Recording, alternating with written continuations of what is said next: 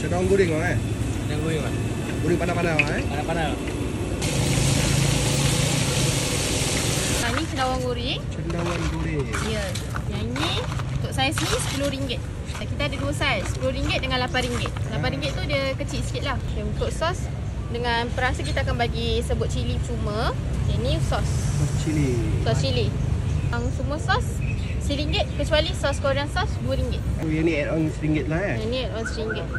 Ni timun biasa kan? Ha, timun biasa. Timun Jepun yang kecil-kecil tu lah. Timun dia kecil-kecil tu, tapi kita tak boleh pakai timun tu sebab nanti rasa dia lain. Jambu batu. Jambu batu. Boleh bagi tahu nak jambu lebih ke apa? Ni mangga. Sepak. Apple. Ini seorang dua orang boleh makan ni lah. Seorang dua orang boleh makan. Kalau tak nak nenas ke apa pun boleh bagi tahu juga lah kan? Boleh. Sebab kadang-kadang ibu mengandung kan tak boleh makan nenas kan. So kita akan lebihkan buah lain. Buat sendiri kuah dia? Buat sendiri kuah dia. Pedas, kita pedas sangat boleh. Nak pedas, kita pedas belanja pun boleh. Yang manja tu tak? Manja kan? Ni tak cili kan?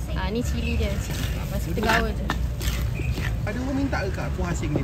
Ada, kadang-kadang ada minta kuah asing, kita ada bekas untuk kuah asing. Bang, ni rojak petis abang RM7, cendawan abang RM11. Specialnya hari Jumaat dekat Masjid Selat untuk ibu mengandung 30 orang terawal, kita akan bagi rojak petis ataupun cendawan percuma. Hari Isnin kita berniaga dekat Bukit Baru pukul 12 sampai pukul 9. Hari Selasa kita dekat Pasar Malam Duyung pukul 4 sampai pukul 9 juga. Hari Rabu kita cuti.